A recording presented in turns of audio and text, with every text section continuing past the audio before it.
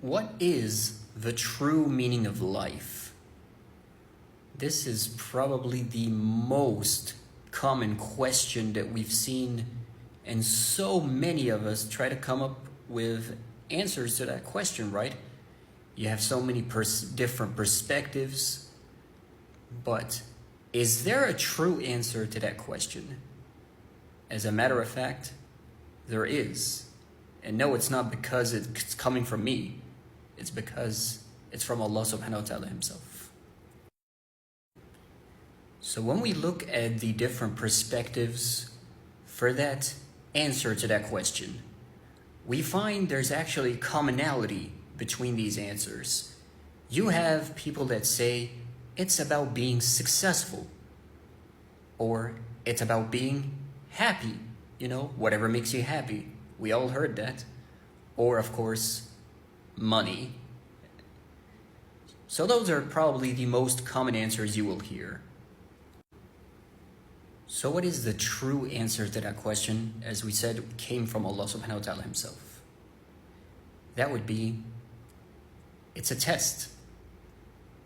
That's it. That's actually all it is. This life that we're in is merely just a test.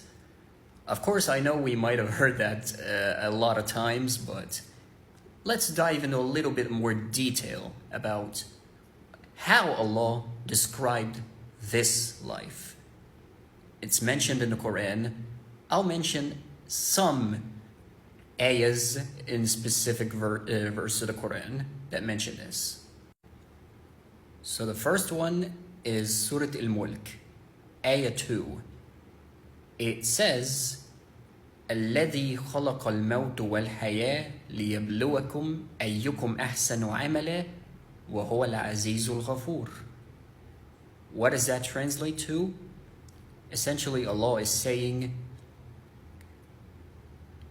we have created, and by we, it's the royal we, of course. It's Allah referring to himself as the royal we. Like the kings or queens, as they say we, but they actually mean themselves. It's called the royal we. So, Allah has said, we have created life and death to see which one of you is better in deeds. So he's referring to this life, and he's saying, we're seeing which one of you is better in their deeds. So that's number one, to show it is a test. It's to test and see who's better in their deeds. It's like a preparation. So number two, that would be Surah Al-Kahf, ayah 7.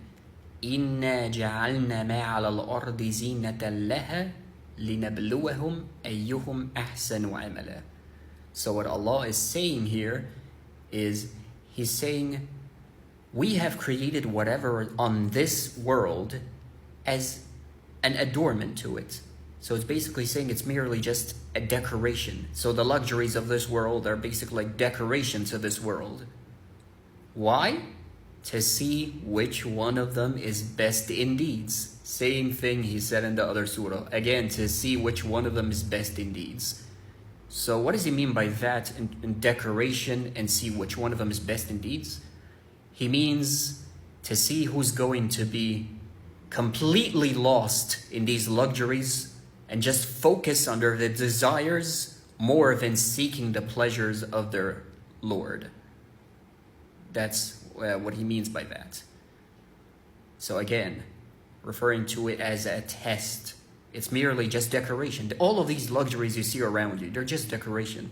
But there is even a more powerful surah that's coming, that's going to really show you how Allah is describing this life that we're in. Now, example number 3, Surah Al-Hadid, ayah 20. That's the more powerful one, where it really shows what Allah describes this world that we live in, this temporary world. اعلموا إنما الحياة الدنيا لعب ولهو وزينة وتفاخر بينكم وتكاثر في الأموال والأولاد كمثل غيث أعجب الكفار نباته ثم يهيج فتراه مصفرا ثم يكون حطاما وفي الآخرة عذاب شديد ومغفرة من الله ورضوان وما الحياة الدنيا إلا متاع الغرور. So, what does this whole verse mean? Essentially, Allah is saying, this life is merely just play, amusement, a bunch of mutual boasting amongst each other. Because, you know, we all see it happen. People try to one-up each other in terms of wealth, even sometimes children. So that's also mentioning that. Mutual boasting and the competition in wealth and children. Allah compares this life to a plant, rain that makes plants grow, right? And to the delight of the farmers as soon as they see the plants grow. But Allah is saying, but then what happens to that plant? It just dries up and it withers and then it becomes chaff, which basically is rubbish. It just becomes rubbish. And then what happens? What's either waiting for you is a severe punishment from the afterlife or a great mercy and pleasure from Allah subhanahu wa ta'ala. And last but not least, وَمَا الْحَيَاةُ الدُّنْيَا لَمَتَاعُ الْغُرُورِ. What Allah is saying is, whereas the life of this world is just a delusion of enjoyment.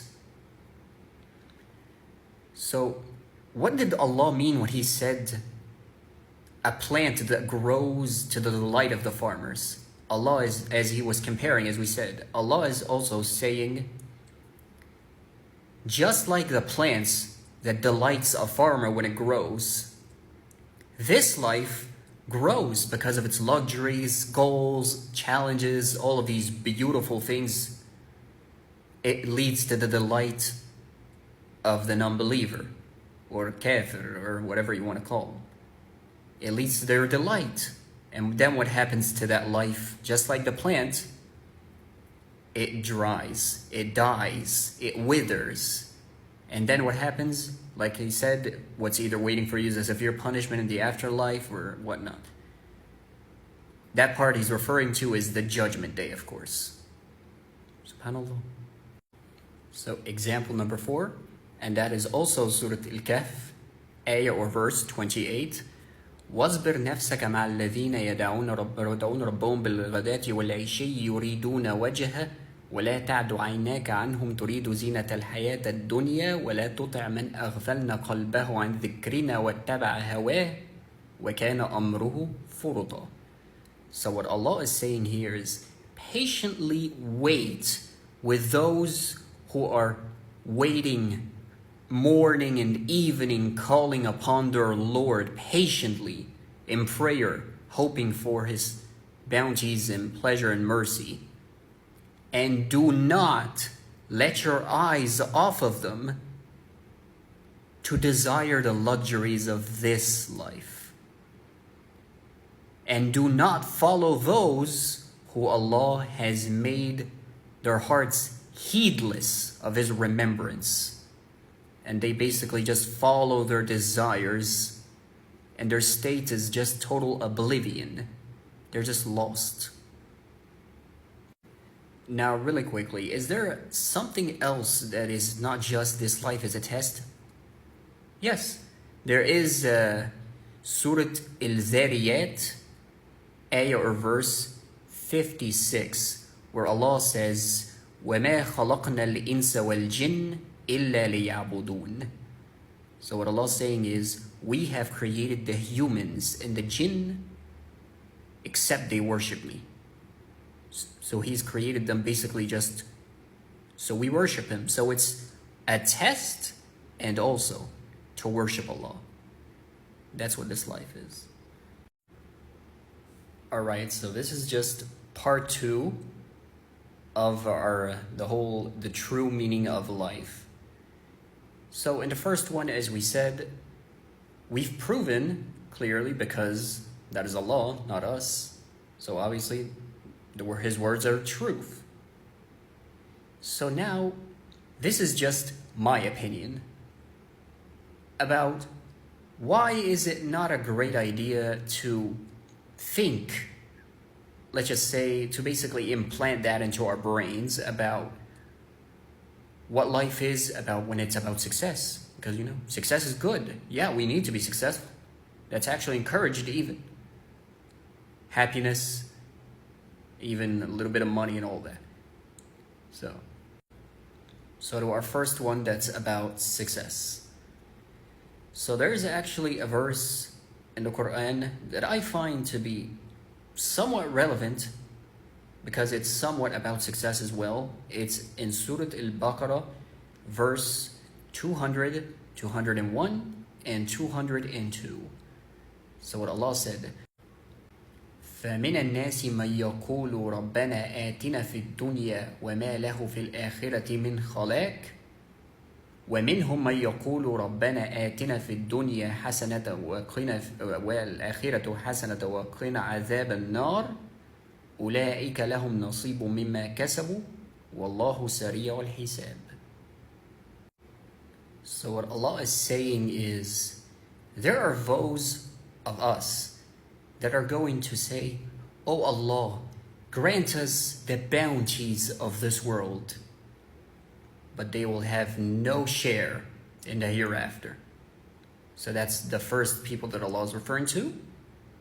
And then there are those that say, "Oh Allah, grant us the good in this world and the good in the afterlife." And what Allah is saying about those people is, those will have what they desire, and Allah is fast when it comes to delivering rewards. SubhanAllah. So that's how I find it to be somewhat relevant, because it can also be referred to success. Just because we can be successful, of course, we all can be successful as long as we strive, right? But the thing is, when we try to be successful, and that's what's implanted in our brain, that's my purpose. So that's what this life is about. I'm supposed to be successful. I need to achieve success. That might, again in my opinion, that might make you more thinking about the fact that, let's say, so I am successful, but just because I'm successful in this world does not necessarily mean I am successful in the hereafter or the afterlife. Because what is typically when we refer to success? Money, getting married, having children, having your dream house, your dream car, all of those things, right? But all of those things, do they mean anything in the hereafter? No. But when it's about getting closer to Allah subhanahu wa ta'ala, for example, that is success in this world and the hereafter, because that one is actually going to be with you in the grave. But the other ones, they're just luxuries. They're not going to stay with you in the grave. So that's why Allah is saying they'll have no share in the hereafter, because none of it is going with them in the grave. So about the part about happiness. Again, my opinion. So when it comes to happiness as well, whatever makes you happy, we all hear that, right? Thing is, when we think about it in terms of, so my purpose in life is I need to be happy. Well, first of all, the happiness in the afterlife, of course, provided that you're a good soul, is it doesn't even, the happiness in this world doesn't even light a candle to the happiness that's in the afterlife, because the happiness in the afterlife is eternal. It's everlasting. It's infinite. But the happiness in this world, no, it won't last. You're always going to be sad at points in your life. That's what this life is, as we said, is a test. And happiness, by the way, it's not just sadness. Happiness is also a test because it doesn't last. So with that in mind, when I think about it in this way, I want to be happy. That's my purpose in life. Doing whatever makes me happy. That might cause what we said in the verse about following your desires. You're gonna try to follow your desires to whatever makes you happy, even if it is haram. Of course, that's shaitan's tricks. Yes, it sounds silly right now, but shaitan is deceiving. Let's all remember that. So that might lead me to want to do anything, whatever it takes to be happy. And let's say all of the halal things that I do, they stopped making me happy. And now I'm permanently just sad. You might turn into haram things to try to get happiness. And that's actually, I can give you an example. We know the example of, those who are heartbroken from the kuffar. Those are heartbroken. What do? They turn to drugs or alcohol. Why? To drown their sorrows. And it does make them forget. It does make them happy. But what does it also do? It makes you forget yourself. And that's why you always find them doing things they later regret. Because it makes their minds empty. They become vulnerable. So see what I mean? Of course, really quickly about the one that is about money. Yeah, obviously I know a lot of us don't even agree with that, but let's just put it in there as well. So about money, if my purpose in life is about making as much money as I possibly can, what can that lead to? Just like the happiness one. And we all know, the funny thing is, that saying is not actually from Muslims. Money is power. That's precisely, it is actually the truth, yeah. True. So basically, to wrap all of this up, so after all what we've mentioned about the true meaning of life and what it actually is, and it's just a test, and we're basically created to worship Allah and to be tested. So it's like a preparation stage, basically. This life is a preparation stage where we basically are preparing our bags to travel to a destination, a beautiful destination if we are good souls, of course, which is meeting Allah, and a horrible destination that we cannot return from, which is hellfire, of course. So this life is a preparation stage. We're all being prepared. We're all getting prepared. And those, as Allah said, who are best in deeds, because there is those that do better deeds. There are those that will have a higher level of paradise, and then there are those that have a lower level, and so on. So does that mean we shouldn't enjoy life? No, of course we should enjoy life. But we need to have a balance, just like Allah said. Ask for the bounties of this world and the afterlife. Don't just be focused on the luxuries of this life, because they will never last, and they won't even go with you to the grave anyway.